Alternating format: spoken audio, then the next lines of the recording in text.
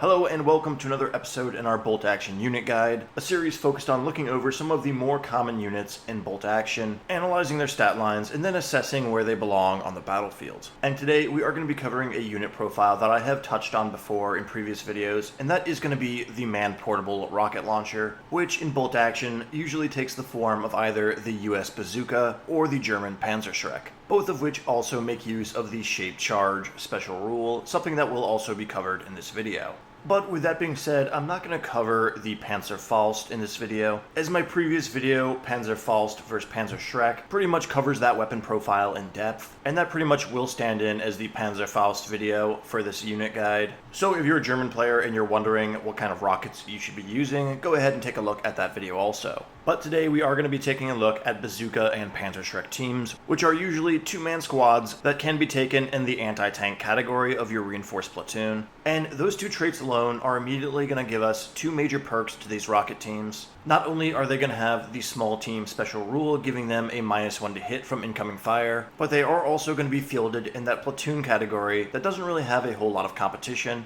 which means you can reliably slot these weapons into your lists without having to make sacrifices to things like high explosive weapons as you would with an artillery piece. After that, we're going to see that the rocket launcher itself is a one-shot weapon, much like most other anti-tank weapons in the game, with a range of 24 inches. And right off the bat, that is going to be a bit of a red flag, and probably the main drawback for the bazooka. It doesn't have the most effective range, especially when you consider its targets are usually vehicles that can fire halfway across the board, if not further. Now, that being said, there are a few things that are going to mitigate this, the first of which is the fact that these are infantry portable weapons that do not have the fixed keyword, meaning that you can fire after taking advance orders, which kind of buffs this unit's effective range up to 30 inches, and will also allow them to fire after disembarking from a transport. And that really is one of the more meta ways to play the Panzerschreck or Bazooka teams. You can throw this two-man squad into very small and expensive transports, such as a Jeep or a Kettenkrad, and sit that unit in a point on the field where they will be able to fly out from cover, make an advance order on those vehicles, which is usually 9 to 12 inches, then disembark your squad with an advance order moving 6 inches, before firing at your target with that 24-inch range, which gives these rocket teams, when equipped with a transport, a pseudo range of 42 inches.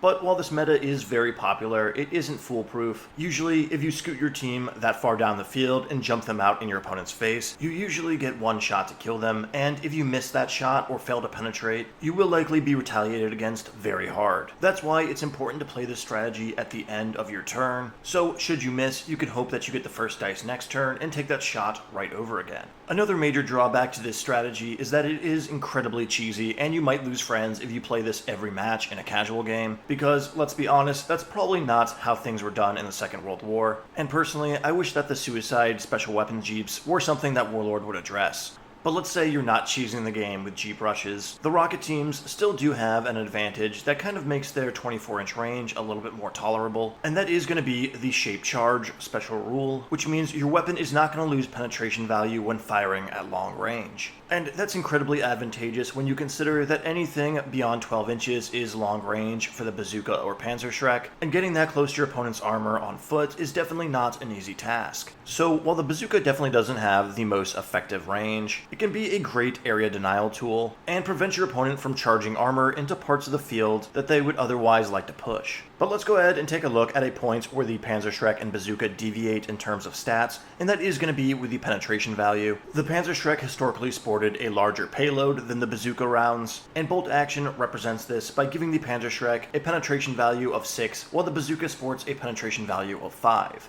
However, the Bazooka makes up for this by being at 20 points cheaper than the Panzerschreck when taken at an experience level of regular, and 26 points cheaper when taken as veterans. So there is a pretty fair trade-off in between the two weapon profiles and points costs, and in my opinion, the Bazooka kind of comes out on top here. A penetration value of 6 is going to rival that of a heavy anti-tank gun and will be incredibly lethal. However, a penetration value of 5 on the Bazooka matches that of a medium anti-tank gun, which can honestly pretty reliably put most vehicles in the game out of commission. Again, when paired with a transport, you can also likely get around your opponent more easily and hit their side or rear armor, upping the penetration value. And hey, should should you whiff that roll with the bazooka, you're going to be losing less of a points investment than you would with the Panzerschreck team. And this will lead us into our ultimate synopsis on these rocket launcher teams, as these guys really are a soft AT counter, and as we all know for bolt action, when you're building a take-all-comers list, you usually want to sprinkle multiple soft AT counters throughout your list, or have one strong one backed up by a soft AT counter, i.e. a Sherman backed up by a bazooka team, and that should give you the tools to reliably fend off most armored targets, or at least keep them occupied for the duration of a match. So when you look at these rocket launcher teams as a soft AT counter, paying the extra points to get one more penetration value on top of an already respectable penetration value is, in my opinion, sinking your points into the wrong area, and that's why I do find the bazooka to be more appealing than the Panzerschreck. However, bar a few niche scenarios, you don't actually get to choose between Panzerschrecks or bazookas. Usually it depends on which faction you have. So if you are playing a faction such as Finland or German that only has access to Panzerschrecks, I'm definitely not saying to skip over them. They're definitely a very potent tool to have in your list building arsenal. And hey, it's a pretty iconic weapon, so I'm assuming most of you German players are going to be collecting it anyways. But there is one last thing I would like to discuss before capping off this video, and that is which experience level you should run these special weapon teams at. And I think it's a bit of a no-brainer here when I say that on special weapons like this, definitely avoid going with the inexperienced option. This is only a one-shot weapon, and having that permanent -1 to hits is definitely going to hurt you and give you less chances of scoring a hit in the very narrow windows in which the bazooka teams have the chance to. After that, we are going to have the standard stat line with the regular experience, and I definitely don't have a problem with anyone running their anti-tank teams as regulars, and there are times where I simply cannot spend the extra points to upgrade them to veterans, and run them as regulars myself, but this is going to be a high priority target for your opponent, one that is a squishy two-man squad that is still capable of removing an entire 200-point vehicle from the game.